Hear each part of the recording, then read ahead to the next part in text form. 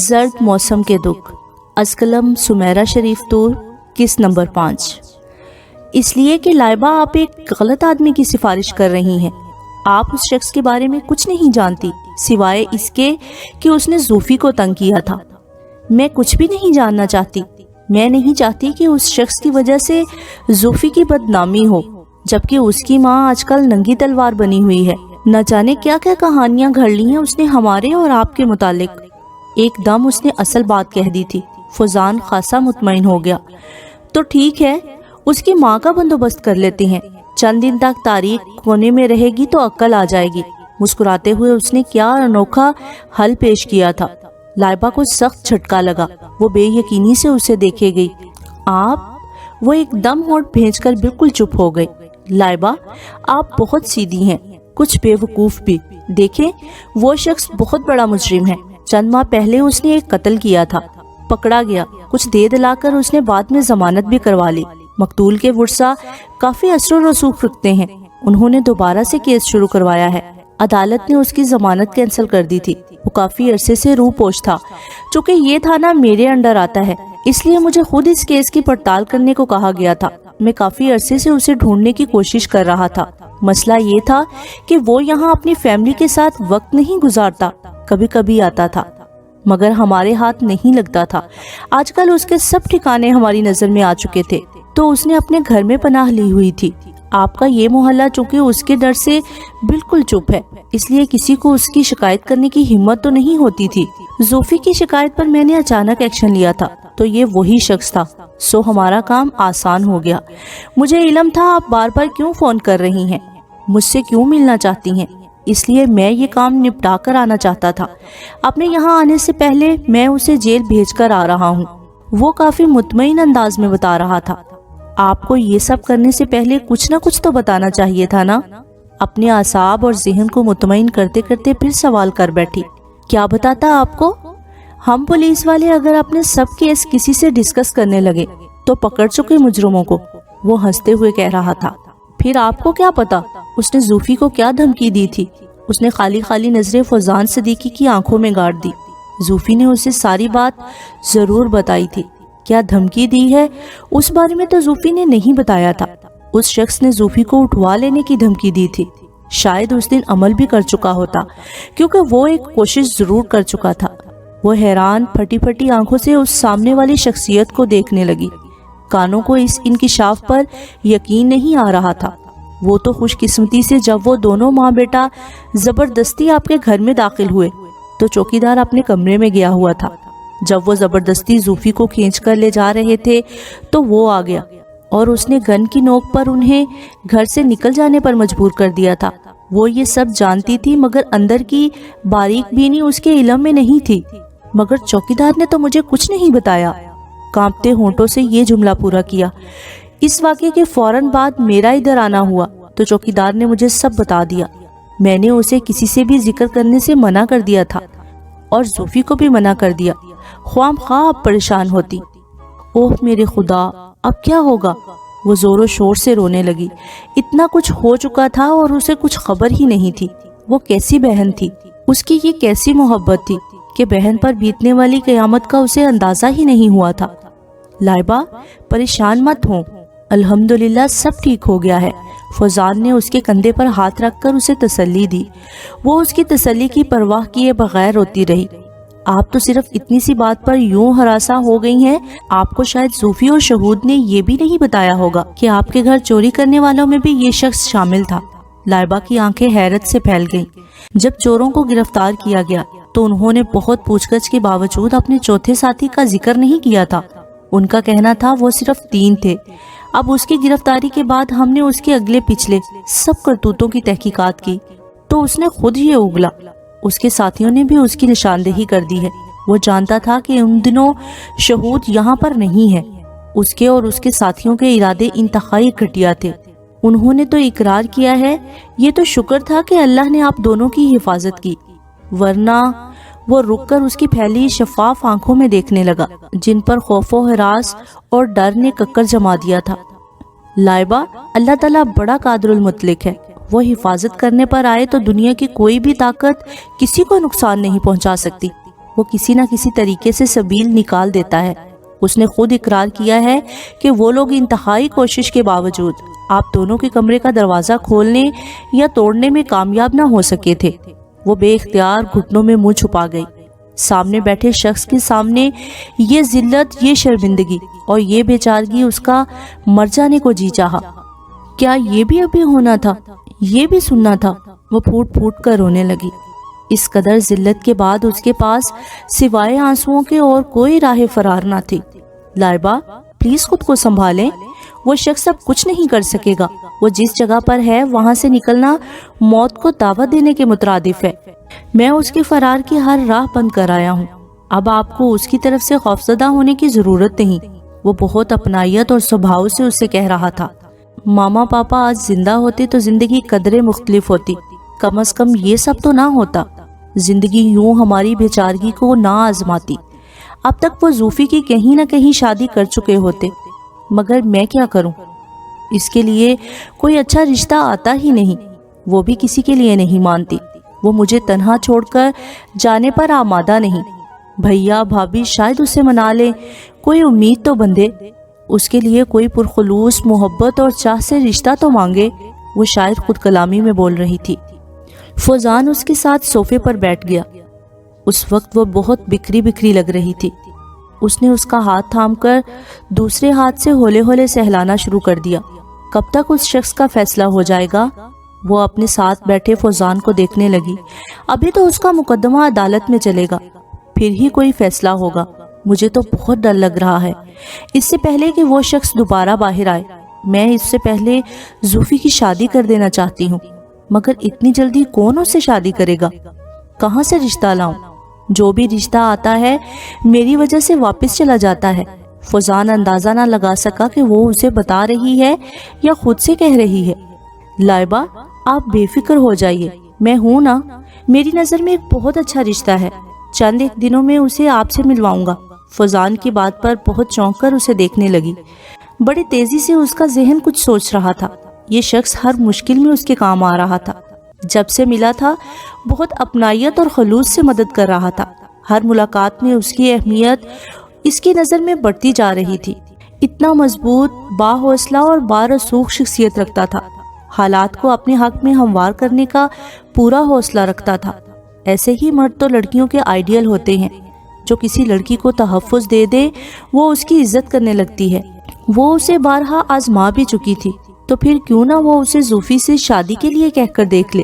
وہ یقیناً انکار نہیں کرے گا، کوئی اور رشتہ چاہے کتنا ہی اچھا کیوں نہ ہو، وہ فوزان صدیقی جیسا تو نہیں ہو سکتا۔ یہ خیال بجلی کی طرح ذہن میں گوندا تھا۔ وہ ایک دم پرجوش ہو گئی۔ ساری تفکرات، ساری پریشانی یک لخت ختم ہوئی تھی۔ چہرے پر ایک روشنی سی ابھر آئی۔ زوفی کے لیے فوزان صدیقی سے بہتر ساتھی اور کوئی نہیں ہو سکتا، یہ ایک بہن کی سوچ تھی۔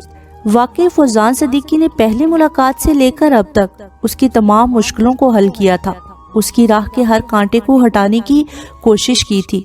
جب یہ شخص اس کے ساتھ اتنا مخلص ہے تو زوفی تو پھر پاک صاف لڑکی ہے، بالکل ایک ایسی لڑکی جس کی کوئی بھی ابن آدم آرزو کر سکتا ہے، جو کسی کی بھی من چاہی خواہش ہو سکتی ہے۔ تو پھر یہ بہترین شخص زوفی کا مقدر کیوں نہیں بن سکتا؟ زوفی ہر طرح سے مکمل لڑکی ہے، انکار کی تو کوئی گنجائش ہی نہیں۔ وہ خاموشی سے اسے بڑے سبھاؤ سے بات کرنے کے لیے لفظوں کے تانے بانے بننے لگی، مناسب الفاظ تلاش کرنے لگی۔ امی کے بعد یوں پاپا کی اچانک وفات سے ہم دونوں بالکل تنہا ہو گئی تھی۔ ماما پاپا کے بغیر تو زندگی کا تصور ہی ناممکن تھا۔ اگر ان حالات میں بھیا بھابھی ساتھ نہ دیتے تو اتنا کٹھن سفر کبھی بھی سہل نہ ہوتا۔ بہت کچھ برداشت کیا ہے ہم دونوں نے۔ اپنی طرف سے تو میں نے پوری کوشش کی کہ زوفی کو ماما پاپا جیسا پیار دوں، ہر وہ چیز مہیا کروں جو وہ کر سکتے تھے، مگر بعض معاملات میں خود بے بس ہو جاتی ہوں۔ پاپا کی شدید خواہش تھی کہ ان کی زندگی میں ہی زوفی اپنے گھر کی ہو جائے، مگر امی کی طرح انہیں بھی قدرت نے اتنا موقع ہی نہ دیا کہ وہ اس وقت کا انتظار کرتے۔ جاتے جاتے بھی انہیں صرف ہماری فکر تھی۔ انہوں نے زوفی کو کسی بھی محرومی سے بچانے کے لیے مجھ سے اور بھائی سے وعدہ لیا تھا، مگر میری وجہ سے وہ ہر بار دکھی ہو جاتی ہے۔ میرے مقدر کی سیاہی اس کا مستقبل تباہ کیے دے رہی ہے۔ لوگ آتے ہیں، دیکھتے ہیں، چلے جاتے ہیں، مگر دوبارہ لوٹ کر نہیں آتے۔ آپ اتنی شکست و ریخت کا شکار کیوں ہو رہی ہیں؟ اتنی نا امید کیوں ہیں؟ میں نے کہا نا، میں سب سنبھال لوں گا، آپ بے فکر رہیے، میں ہوں نا۔ وہ اس کے اندر امید کی کرن جگانا چاہ رہا تھا، مایوسی کی گہری پاتال سے باہر کھینچ کر نکال لانا چاہتا تھا۔ وہ اس کے تمام آنسو اپنی پوروں سے چننے کی انتہائی خواہش رکھتا تھا۔ ایک عرصے سے گہری گرین آنکھیں اسے پریشان کیے ہوئے تھیں۔ وہ ان آنکھوں کو زندگی کی نئی انوکھی اور محبت بھری جوت بخشنا چاہتا تھا۔ وہ اس کے بکھرے یوں وجود کو خود میں سمیٹ لینا چاہتا تھا، لیکن ابھی شاید وہ وقت نہیں آیا تھا۔ ابھی تو اسے اس کے تمام راستے ہموار کرنے تھے، اس کے اندر زندگی سے لڑنے کا حوصلہ پیدا کرنا تھا۔ یہ اتنی جلدی ممکن نہیں تھا۔ ابھی تو اس کو تمام نئی خوشیاں واپس لوٹانی تھی، اور اس کی سب سے بڑی خوشی زوفی کی شادی تھی۔ ابھی اسے انتظار کرنا تھا، اور ان سب سے پہلے اس کے اندر اسے امید کی ٹوٹی لڑی کو جوڑنا تھا۔ ہاں، آپ ہیں نا، آپ جو بن کہے میری ہر بات سمجھ جاتے ہیں۔ آپ نے میرا ہمیشہ ساتھ دیا ہے، پرخلوص مدد کی ہے، چاہے وہ کوئی بھی موقع ہو۔ آپ کے اس قدر احسان ہے مجھ پر کہ میں کوشش کے باوجود نہیں اتار پاؤں گی۔ میں تو خدا کے لیے لائبہ، پلیز، یہ تو میری بھی خواہش ہے، آپ کو خوش دیکھنا۔ آپ مجھے کیوں شرمندہ کر رہی ہیں؟ یہ تو میرا فرض تھا۔ فوزان نے درمیان میں ہی اس کی بات کاٹ کر اسے مزید کچھ بھی کہنے سے روک دیا تھا۔ فوزان صاحب، آپ میری ایک بات مانیں گے؟ کچھ جھجکتے ہوئے وہ اصل بات کی طرف آ گئی۔ آپ ایک نہیں 100 کہیے، میں اپنی پوری کوشش کروں گا۔ اس نے اسے ہمت دلائی۔ وہ میں چاہ رہی تھی، وہ رک گئی۔ یہ اتنی بڑی بات ضرور تھی کہ مقابل کے سامنے ہچکچا رہی تھی۔ اس نے اپنی آنکھوں سے اس شخص کی آنکھوں میں اپنے لیے چمک دیکھی تھی، پھر بھی وہ اتنا بڑا رسک لے رہی تھی، صرف اور صرف زوفی کے بہتر مستقبل کے لیے۔ پتہ نہیں وہ کیا جواب دے، اسے یہ بات اچھی بھی لگے گی یا نہیں۔ اس کا سر پر دوڑتا دل اندر ہی اندر ڈر بھی رہا تھا۔ میں ماما پاپا کا وعدہ پورا کرنا چاہتی ہوں۔ میں کوئی اور ایسی صورتحال پیش آنے سے پہلے زوفی کو مضبوط ہاتھوں میں دیکھنا چاہتی ہوں۔ آپ مجھ پر ایک آخری احسان کریں، آپ زوفی سے شادی کر لیں۔ وہ اٹک اٹک کر نظروں کو جھکائے کہہ رہی تھی۔ کیا؟ ایک دھماکہ تھا جو فوزان صدیقی کے اعصاب پر ہوا تھا، ایک خواب تھا جو یوں چکنا چور ہوا تھا، ایک محل تھا احساسات کا جو آن میں زمیں بوس ہوا تھا، ایک اعتماد تھا جو ریزہ ریزہ ہو کر بکھر گیا تھا۔ وہ ششدر سا ایک دم اٹھ کھڑا ہوا، بے یقین نظروں سے لائبہ کو دیکھے گیا، آنکھیں حیرت سے پھٹی ہوئی تھی۔ ابھی تک یقین نہیں آ رہا تھا اتنی بڑی بات لائبہ افتخار نے کہی ہے، جس کے بارے میں نہ جانے کیا کیا جذبات دل میں محفوظ رکھے ہوئے تھا، کیا انوکھے خواب دیکھے تھے۔ پاگل ہو گئی ہو تم؟ ہوش میں تو ہو، جانتی ہو کیا کہہ رہی ہو؟ وہ تمام لحاظ بالائے طاق رکھ کر لائبہ پر برس پڑا۔ سوچ بھی نہیں سکتا تھا یہ لڑکی، یہ لائبہ افتخار جسے وہ دل کی بستی کی مالک بنائے بیٹھا تھا، وہ یوں اس کے احسانوں کا کہہ کر اس کے منہ پر تمانچہ دے مارے گی۔ یہ لڑکی جسے کانچ سے بھی نازک تصور کر کے اس کو کرچی کرچی ہونے سے بچا رہا تھا، وہ اسے ہی زخمی کر دے گی۔ اس قدر دل شور مچانے لگا تھا کہ وہ اپنی کیفیت بھی نہیں سمجھ پا رہا تھا۔ ہاں، جانتی ہوں کہ میں کیا کہہ رہی ہوں۔ اگر آپ کو میری اتنی ہی پرواہ ہے، ہمارے درد سمیٹنے کا اتنا ہی شوق ہے نا، تو پھر اس بات میں کیا مذائقہ ہے؟ جب ہر لمحے میری مدد کی ہے، اس طرح زوفی کا خیال رکھا ہے، تو پھر اس میں کیا حرج ہے؟ زوفشاں پڑھی لکھی لڑکی ہے، خوبصورت ہے، اٹھنے بیٹھنے، اوڑھنے پہننے، زندگی گزارنے کا سلیقہ ہے، اور کیا چاہیے آپ کو؟ ہر وہ خوبی جو ایک آئیڈیل لڑکی میں ہونی چاہیے وہ اس میں ہے۔ آپ کو بھی تو کسی نہ کسی سے شادی کرنی ہی ہے، تو پھر اس کسی نہ کسی میں زوفی کیوں نہیں ہو سکتی؟ کیا کمی ہے اس میں؟ وہ یوں اس کے بلبلا کر چیخنے پر بول اٹھی تھی۔ اسے امید نہیں تھی کہ وہ اس بری طرح برہم ہوگا، یوں بلا سوچے سمجھے فوراً انکار کر دے گا۔ وہ تو پتھر بنا اسے دیکھ رہا تھا۔ اس کی آواز سن کر بھی دل کا شور کم نہیں ہوا تھا، کان یقین پر آمادہ نہیں ہوئے تھے۔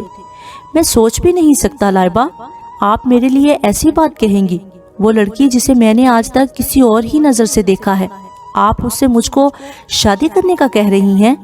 کتنی غلط بات کہی ہے آپ نے یہ سوچ بھی کیسے لیا؟ وہ اس پر دیوانوں کی طرح برہم ہوتا ہوا باز پرس کر رہا تھا۔ وہ تھوڑا سا خائف ہوئی۔ یہ اتنی غلط بات بھی تو نہیں، وہ نامحرم ہے، محرم تو نہیں ہے آپ کی، جس کے بارے میں سوچتے ہوئے بھی آپ گھبرائیں۔ آپ سوچ لیجئے، ویسے بھی وہ پوری طرح اپنے موقف پر ڈٹی ہوئی تھی۔ وہ اسے ہر حال میں قائل کرنا چاہتی تھی۔ اس کے پاس اس کے لیے ہزار ہا دلائل بھی تھے۔ بس کیجئے لائبہ افتخار، بس۔ اس نے ہاتھ اٹھا کر اسے مزید کچھ کہنے سے روک دیا۔ لائبہ کی بات نے اس کے دل پر آرے چلا دیے تھے، اس کے وجود کو کانٹوں پر گھسیٹ لیا تھا۔ برداشت جواب دینے لگی۔ وہ ساری احتیاطیں بھول بیٹھا، ایک دم اس کی طرف آ گیا۔ اس کے دونوں کندھوں پر ہاتھ رکھ کر دباؤ ڈال دیا تھا۔ لائبہ کا دوپٹہ اس پیش قدمی پر کندھوں سے ڈھلک کر بائیں بازو پر آ گرا تھا۔ لائبہ کو لگا اس کے کندھے فوزان صدیقی کے فولادی ہاتھوں کے دباؤ سے پیس دیے جائیں گے۔ محرم تو آپ بھی نہیں، نا محرم ہی ہے میرے لیے۔ پھر زوفشا کیوں؟ آپ کیوں نہیں؟ زوفی کے لیے تو میں نے ایک بہت اچھا لڑکا سوچ رکھا تھا، ایک ایسا لڑکا جیسا ایک محبت کرنے والا بھائی اپنی بہن کے لیے سوچ سکتا ہے۔ لیکن آپ نے تو لائبہ، میں یقین نہیں کرتا آپ نے میری آنکھوں میں لکھی تحریر نہ پڑھی ہو، میرے جذبوں کی آنچ آپ تک نہ پہنچی ہو۔ یہ ہو ہی نہیں سکتا۔ میں نے تو زوفی کے لیے زبیر کے بارے میں سوچ رکھا تھا۔ اگر یہ معاملہ درمیان میں نہ ہوتا تو اب تک میرے گھر والے آپ لوگوں سے اس سلسلے میں بات کر چکے ہوتے۔ میں نے تو آپ کو اس لیے نہیں بتایا کہ آپ کو سرپرائز دینا چاہتا تھا۔ میں دیکھنا چاہتا تھا جب یہ اچانک خوشی سنیں گی تو آپ کی گرے گرین آنکھوں سے ڈر خوف کی لپٹی ککر کی تہ اتر کر آپ کی آنکھوں میں کتنے جگنو جگمگائیں گے۔ مگر لائبہ، آپ نے سارا کیچڑ میرے منہ پر اچھال دیا ہے۔ جو لوگ ذلت کی تکلیف سے گزرتے ہیں وہ دوسروں کو کبھی نہیں آزماتے۔ اور آپ نے کب محسوس کیا کہ میں زوفشا میں دلچسپی رکھتا ہوں؟ بتائیں، کب آپ نے میری آنکھوں میں ایسی گندگی محسوس کی کہ ایسی بات کہہ دی؟ آپ کیا جانے مجھے کتنی تکلیف ہو رہی ہے، میں تو اپنی نظروں سے گرنے لگا ہوں۔ وہ اس کے کندھوں کو تھامے ایسے دل گرفتہ انداز میں سب کہہ رہا تھا، وہ جو اس کو قائل کرنے کے لیے ہزار جواز سوچ چکی تھی۔ اس قدر شدید رد عمل پر اپنی جگہ شرمندہ ہو کر رہ گئی۔ اس نے آج سے پہلے کبھی بھی فوزان صدیقی کو اس قدر ٹوٹا پھوٹا اور جذباتیت میں، اس قدر بے اختیاری میں اپنی طرف بڑھتے نہیں دیکھا تھا۔ اس کی نظریں جھک گئی۔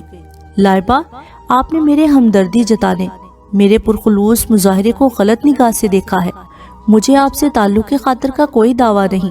پہلی نظر، ہاں لائبہ افتخار، وہ پہلی نظر ہی تھی جب آپ میرے اندر تک اتر گئی تھی۔ میں چاہوں بھی تو آپ سے کٹ کر نہیں رہ سکتا۔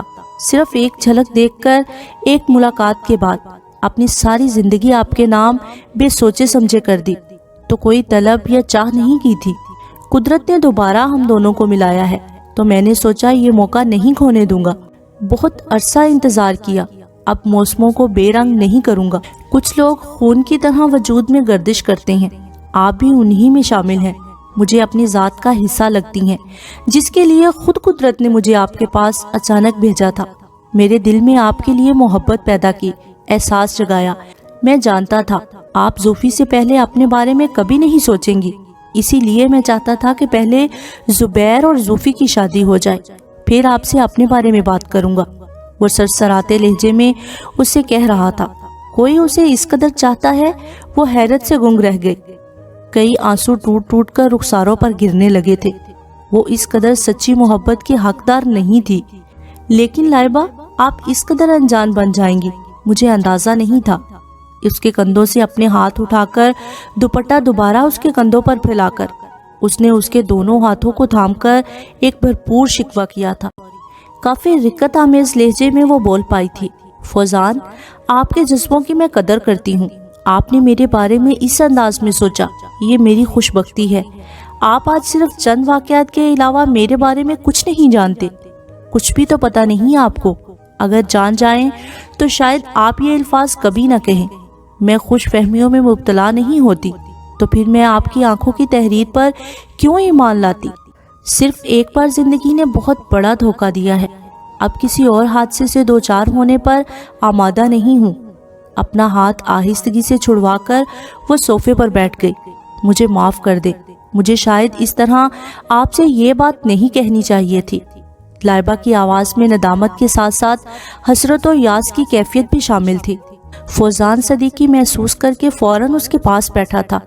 میرے دل پر صرف ایک نقش ثبت ہوا تھا۔ وقت کے ساتھ ساتھ اس نے اپنا آپ منوا لیا۔ آپ کیا ہیں؟ مجھے اس سے کچھ سروکار نہیں۔ آپ کے بارے میں کچھ بھی نہیں جاننا چاہتا۔ بس آپ دنیا کی سب سے اچھی لڑکی ہیں۔ اس کی گواہی پہلی نظر میں آپ کی آنکھوں نے اور پھر میرے دل نے دی تھی۔ دل کی گواہی ہمیشہ سچی ہوتی ہے اور میں ایمان لے آیا۔ اس کے بعد مجھے کچھ بھی جاننے کی جستجو نہیں۔ فوزان نے اس کے کندھے پر ہاتھ رکھ کر اسے حوصلہ دیا۔ جب تک آپ سے دوبارہ ملاقات نہ ہوئی، میرا دل آپ کے متعلق معلومات حاصل کرنے پر مجھے اکساتا رہا۔ جب سے دوبارہ ملا ہوں، یہ خواہش بھی نہیں رہی۔ آپ مجھے ہر حال میں، ہر حیثیت میں قبول ہیں، وہ مزید کہہ رہا تھا۔ اس نے اپنے بہتے آنسو صاف کیے۔ پہلے شاید میں آپ کو اپنے متعلق کبھی کچھ نہ بتاتی، مگر اب آپ کے لیے میرے متعلق جاننا بہت ضروری ہو گیا ہے۔ میں آپ پر واضح کر دوں کہ میں کوئی غیر شادی شدہ لڑکی نہیں ہوں، بلکہ ایک طلاق یافتہ لڑکی ہوں، جسے اس جرم کی پاداش میں طلاق دے دی گئی جو اس نے کیا ہی نہیں تھا۔ وہ اب پھوٹ پھوٹ کر رو رہی تھی۔ فوزان نے اس کے کندھے پر رکھا اپنا ہاتھ اٹھا لیا۔ اسے سمجھ میں نہیں آ رہا تھا کہ وہ اب کیا کرے، کیسے وہ کوئی حرف تسلی دلاسے، کوئی جگنو اس کی جھولی میں ڈالے۔ اس نے اسے محبت کی تھی، بڑی سچی اور بے لوث۔ حقیقت میں اس کو اس خبر پر شوق پہنچا تھا اور اس شوق سے فوراً نکلنے کے لیے اسے کوئی راستہ نہیں مل رہا تھا۔ وہ بول رہی تھی، اپنے بارے میں بتا رہی تھی۔ وہ اپنی ہر سوچ کو جھٹک کر، ہر خیال کی نفی کر کے صرف اور صرف اس کی بات سننے لگا تھا۔ میں لائبہ افتخار، جسے صرف زندگی میں محبت ہی محبت ملی، ہر سور خوشیاں رقصاں تھی، آسائشات مہیا تھی، زندگی خواب سے بھی زیادہ حسین تھی۔ لوگ دکھوں اور غموں کی باتیں کرتے تو میں حیران ہوتی، بھلا اس دنیا میں بھی غم ہو سکتے ہیں، کوئی دکھ میں بھی مبتلا ہو سکتا ہے۔ جب یہی سوال میں ماما سے کرتی تو وہ مجھے سمجھاتی، لائبہ بیٹا، دنیا میں ہر انسان کی زندگی میں خوشی کے ساتھ غم بھی ہوتے ہیں۔ یہاں کوئی بھی انسان مکمل نہیں ہے، ہر کوئی اپنے درد کی آگ میں جل رہا ہے۔ ہر انسان سچی خوشیوں کی تلاش میں سرگردہ ہے۔ ہر کوئی صرف اور صرف خوشیاں مانگتا ہے۔ خوشیاں، آسائشیں اور محبتیں حاصل کرنے کی لگن میں وہ بھٹکتا جاتا ہے، کیونکہ اس کی زندگی بے توازن ہو جاتی ہے۔ اگر ایک انسان کی جھولی میں وقت خوشیوں کے جگنو ڈالتا ہے تو اس کو اپنی زندگی میں غم بھی سہنے پڑتے ہیں۔ اس طرح خزاں کے بعد بہار آتی ہے اور پھر وہ بھی گزر جاتی ہے۔ اسی طرح غموں کے بعد خوشیاں اور خوشیوں کے ساتھ غم، یہی سلسلہ ازل سے چلتا آ رہا ہے اور تا قیامت چلتا رہے گا۔ یہاں دنیا میں کوئی بھی چیز مستقل نہیں، جو آج یہاں آیا ہے اسے کل چلے بھی جانا ہے۔ کوئی چیز دائمی نہیں، ہر ایک فانی ہے۔ اگر کسی کو فنا نہیں تو وہ اللہ تعالیٰ کی ذات ہے۔ وہ حی القیوم ہے، ازل سے ابد تک ہے، اسی کے حکم سے پتہ تک سرکتا ہے۔ سو اس دنیا میں توازن ہے، ورنہ یہ دنیا پلک جھپکنے میں ہی فنا ہو جائے۔ خوشی اور غم زندگی سے مشروط ہیں۔ جب ہم اللہ تعالیٰ پر پختہ یقین کر لیں گے، ہر بات کو اس کی رضا سمجھ کر قبول کریں گے، تو ہم پر بھی غم خوشیوں کی مانند محسوس ہوں گے۔ زندگی اور اس کے تلخ حقائق جو برحق تھے، ان کے بارے میں مما کا فلسفہ عجیب نہیں تھا، مگر میری سمجھ سے بالا تر تھا۔ اس وقت تو میں یہ باتیں نہ سمجھ سکی، مگر وقت اور حالات نے سب باور کروا دی۔ میری ماما بہت ہی نیک اور صالح خاتون تھی، اللہ تعالیٰ سے ہر وقت ڈرتی تھی۔ ہماری تربیت بھی انہوں نے بہت ہی مذہبی ماحول میں کی تھی۔ وقت اور حالات کے بدلتے تقاضوں میں بھی انہوں نے ہمیں مذہب سے دور نہیں ہونے دیا تھا۔ وقت کا پہیہ ذرا آگے سرکا تو اس وقت میں FSC کے امتحان دے کر فارغ تھی۔ پھپھو کینیڈا سے اپنے بیٹے رمیز کے ساتھ ہم لوگوں سے ملنے آئی ہوئی تھی۔ میری زندگی کا محور میرے والدین، زوفی، تایا ابو کی فیملی تھی۔ بچپن سے میری زندگی انہی رشتوں کے گرد گھومتی تھی۔ دوستوں کا شروع سے ہی ایک مقام تھا، مگر میں نے ان کو ان رشتوں پر حاوی نہیں ہونے دیا تھا۔ بچپن سے میری نسبت رمیز سے طے تھی۔ مجھے یاد ہے جب پہلی دفعہ پھپھو پاکستان آئی تھی تو اس وقت میری عمر لگ بھگ 5 سال کی ہوگی یا پھر اب لوٹی تھی۔ شعور کی منزل پر قدم رکھنے کے بعد میں نے پہلی دفعہ رمیز کو دیکھا تھا اور اس نے بھی۔ یہ 17-18 سال کی عمر ایسی ہی انہونی ہوتی ہے، ہر چمکتی چیز سونا لگتی ہے۔ बचपन से जिसका नाम अपने साथ सुनती आई थी, उसका इस कदर खूबसूरत रूप देखकर दिल भी मचल उठा था, अनकही ख्वाहिशात और लामहदूद ख्वाबों के लिए।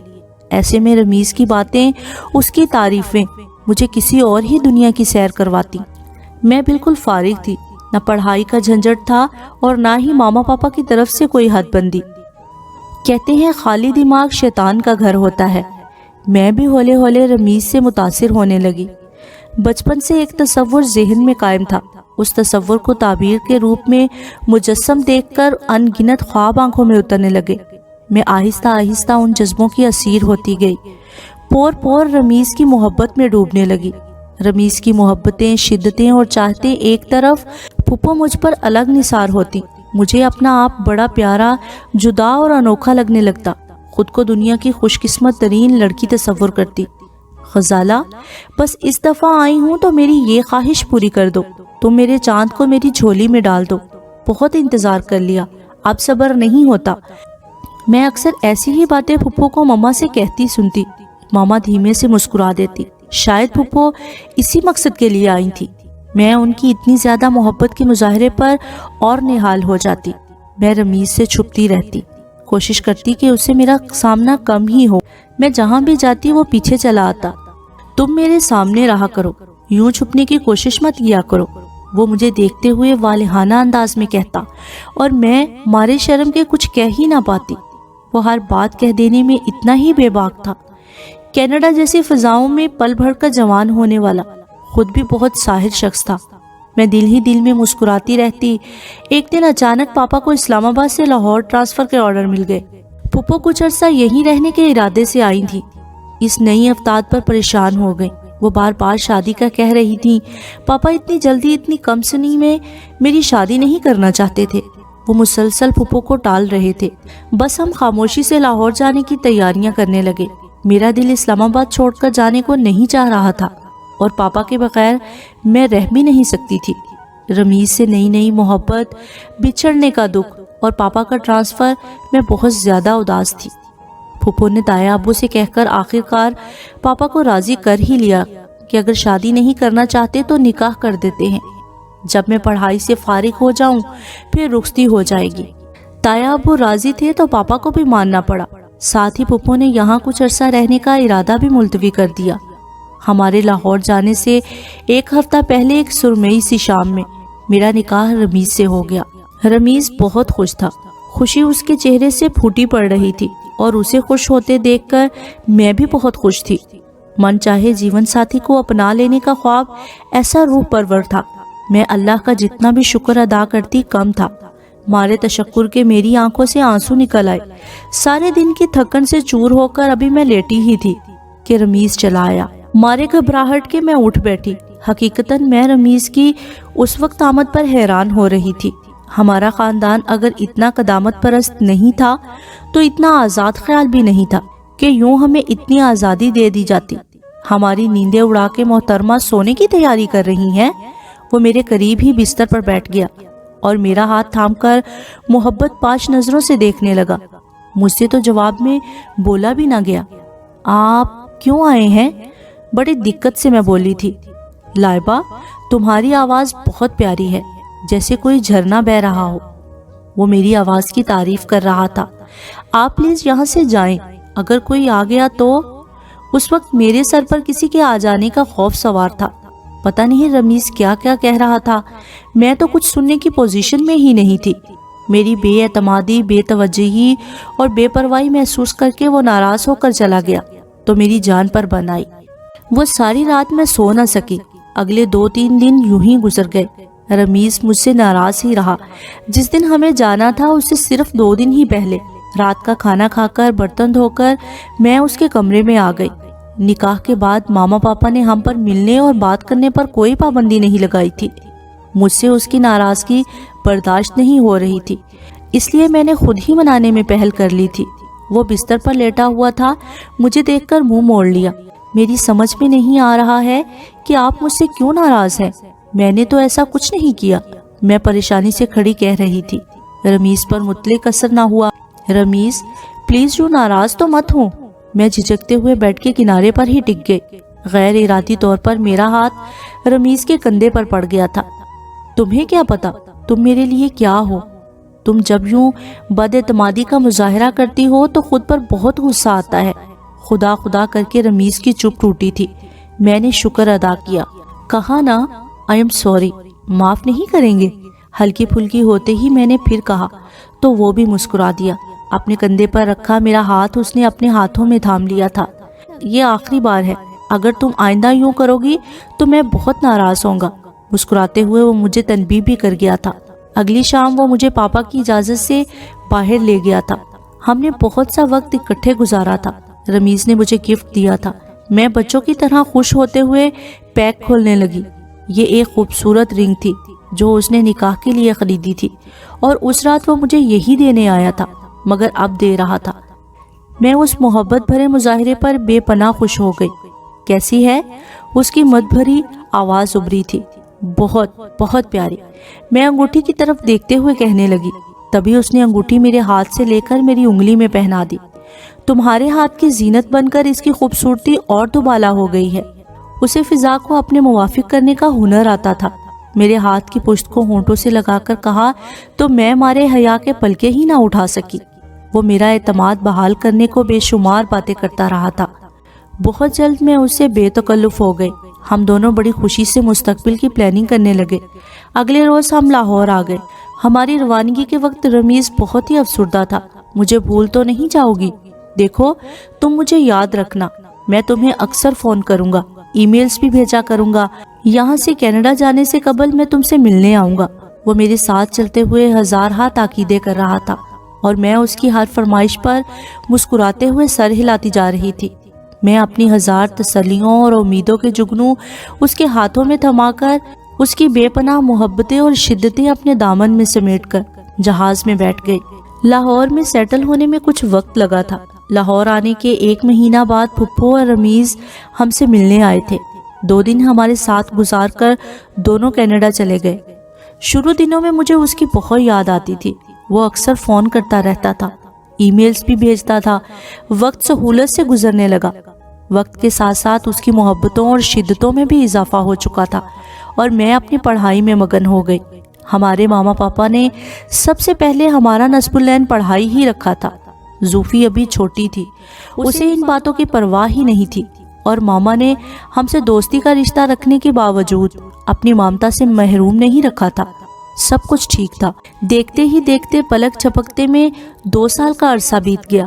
میں بی اے کے امتحانات دے کر فارغ تھی اور گھر پر بھرپور توجہ دے رہی تھی۔ تبھی میں نے محسوس کیا کہ پاپا ان دنوں بہت پریشان رہنے لگے ہیں۔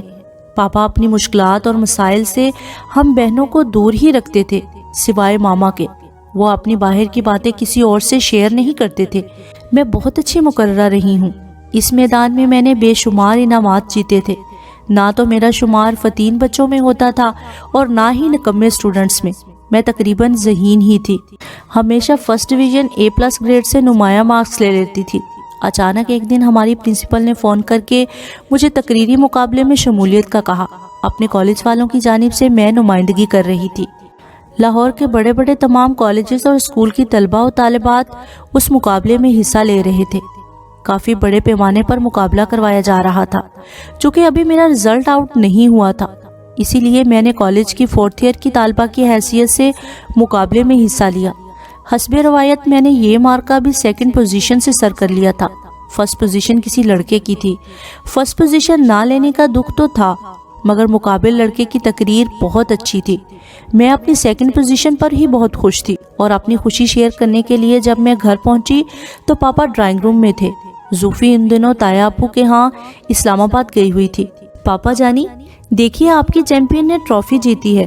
ہماری پاپا سے بہت دوستی تھی، اس لیے کبھی کبھی ہم بے تکلفی پر بھی اتر آتے تھے۔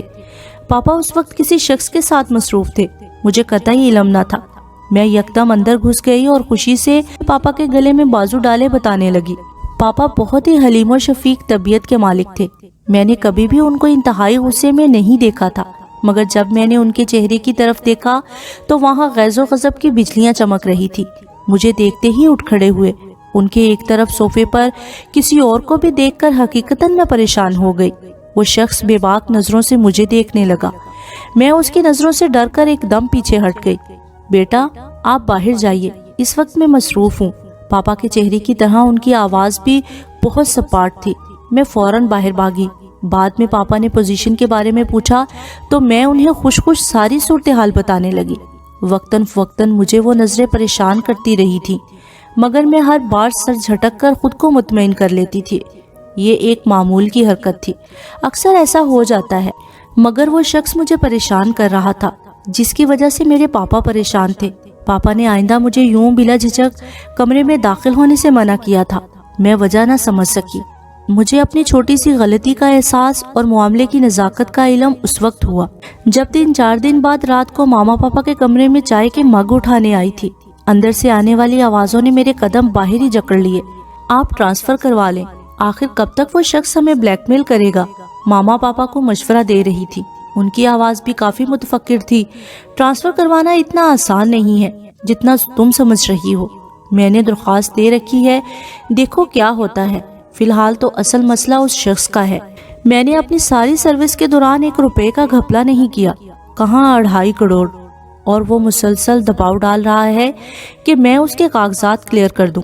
اب تو جب سے اس نے پری کو دیکھا ہے بلیک میلنگ کر رہا ہے، الٹی سیدھی دھمکیاں دے رہا ہے، حتیٰ کہ اغوا کروانے کا بھی کہہ رہا ہے۔ پریشان مت ہوں، میں تو سوچ رہی ہوں پری کو اسلام آباد بھائی صاحب کے پاس بھجوا دیں۔ کیا پتا اس بدماش کا کہ کچھ کر نہ دکھائے، اتنے تو تعلقات ہیں اس شخص کے، عام شخص تو ہے نہیں وہ۔ ماما پاپا اور بھی نہ جانے کیا کیا کہہ رہے تھے۔ میرا ذہن خود پر مرکوز 2 بے باک نظروں میں الجھنے لگا۔ اگلے 3-4 دنوں میں پاپا نے میرے اور ماما کے اسلام آباد جانے کے تمام انتظامات کروا دیے۔ نائمہ مشتاق میری بہت اچھی دوست تھی، لاہور آ کر ہی میری اس سے دوستی ہوئی تھی۔ امتحانات کے بعد اس کی شادی طے تھی۔ اس نے بطور خاص مجھے فیملی کے ساتھ مدعو کیا تھا۔ ہمارے آپس کے تعلقات گھریلو سطح پر قائم تھے۔ جب اسے علم ہوا کہ میں اس کی شادی میں شرکت نہیں کر رہی بلکہ اسلام آباد جا رہی ہوں تو وہ اپنی ماما کے ساتھ ہمارے گھر آئی تھی۔ ہماری روانگی سے صرف 3 دن بعد اس کی شادی تھی۔ اس نے ماما پاپا سے خاص طور پر تاکید کی تو پاپا نے شادی میں شرکت کی اجازت دے دی۔ میں بھی بہت خوش تھی کہ میں اپنی عزیز جان دوست کی شادی میں شرکت کر سکوں گی۔ ابو نے پہلی ٹکٹیں کینسل کروا کر شادی کے بعد کی سیٹیں بک کروا دی۔ جس دن شادی تھی پاپا بہت مصروف رہے تھے، میں اور ماما ہی شادی پر گئے تھے۔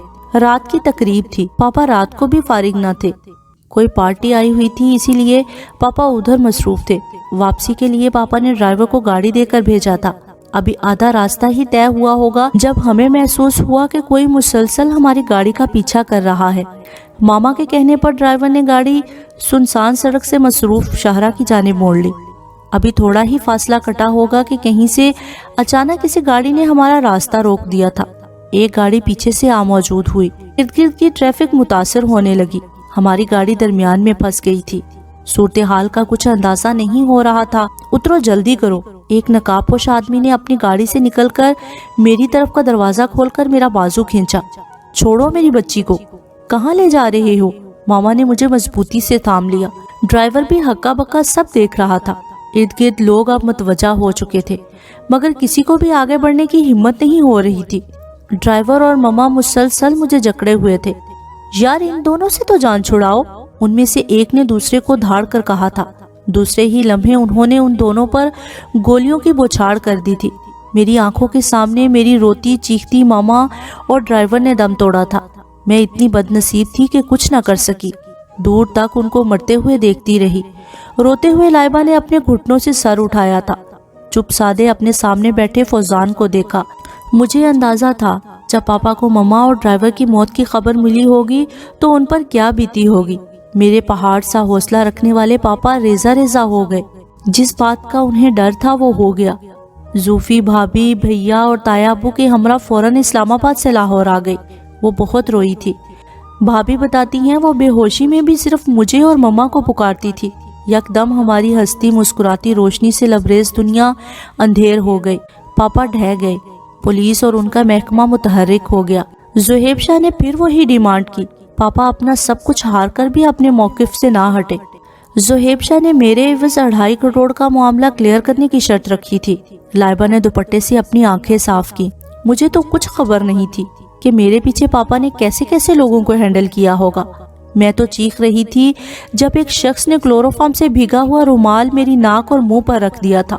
اس کے بعد مجھے کچھ پتا نہیں تھا، نہ جانے میں کب تک بے ہوش رہی تھی اور کس جگہ مجھے لے جایا گیا تھا، مجھے کچھ علم نہ تھا۔ جب قیامت گزر جانے کے بعد ہوش آیا تو میں ایک امپورٹڈ آرائش و زبائش والے کمرے میں دبیز نرم گدے والے بیڈ پر لیٹی ہوئی تھی۔ ایک آدمی وہاں صوفے پر براجمان اخبار منہ کے سامنے پھیلائے ہوئے تھا۔ میں کہاں ہوں؟ کون ہو تم؟ اچانک اندھیرے سے روشنی کی طرف لوٹنے سے میں سمجھ نہ سکی کہ میرے ساتھ کیا ہوا ہے، اسی لیے انتہائی خوف سے سوال کر بیٹھی۔ میری آواز پر اس آدمی نے اپنے منہ کے سامنے سے وہ اخبار ہٹا کر میری طرف دیکھا۔ اس کی آنکھوں سے وحشت ٹپک رہی تھی اور ہونٹوں پر کمینی سی مسکراہٹ۔ میں پوری جان سے کانپ اٹھی۔ تم طلسم کدے میں ہو اور میں تمہارا قدردان ہوں۔ اخبار رکھ کر وہ عجیب نظروں سے دیکھتے ہوئے میری طرف آ گیا۔ پل میں مجھ پر بڑی حقیقت کا ادراک ہوا۔ میں اس قدر ڈری ہوئی تھی کہ کوئی حرکت بھی نہ کر سکی۔ وہ تو وہی تھا، زہیب شاہ، جس نے پاپا کو 2.5 کروڑ روپے کا گھپلا کرنے کو کہا تھا۔ پاپا کے انکار پر میں آج اس کی دسترس میں تھی۔ وہ ہوس بھری نظروں سے مجھے دیکھ رہا تھا۔ وہ میرے ساتھ کچھ بھی کر سکتا تھا۔ خوف و دہشت میری آنکھوں سے جھلک رہے تھے، میرے اعصاب جواب دے رہے تھے۔ ستم یہ تھا کہ میں اس کمرے کی 4 دیواری سے باہر بھی نہیں نکل سکتی تھی۔ اس نے میرے خوف سے بالکل ساکت وجود کو اپنے بازو کے گھیرے میں لے لیا۔ میں بچنا چاہتی تھی۔ اس نے اور میرے چٹکتے اعصاب نے میری ساری توانائیاں مفلوج کر کے رکھ دی۔ مجھے اس وقت اپنا آپ روبوٹ کی مانند لگ رہا تھا۔ میں نے خوف سے آنکھیں بند کر لی تھی اور صرف ایک ہستی کو پوری جان سے پکارا، اللہ۔ میرے ساکت ہونٹوں سے بے آواز آہ نکلی تھی اور اللہ نے میری پکار سن لی۔ اس سے پہلے کہ وہ کوئی شیطانی کھیل شروع کرتا، کسی نے دروازہ زور و شور سے بجایا۔ نیکسٹ ایپیسوڈ کے لیے میرے چینل کو سبسکرائب کر لیجئے اور بیل نوٹیفیکیشن دبانا بالکل نہ بھولیں تاکہ نیکسٹ ایپیسوڈ بر وقت آپ تک پہنچے، اور اپنا فیڈ بیک دینا مت بھولیے گا۔ مجھے آپ کے فیڈ بیک کا انتظار رہے گا۔ شکریہ۔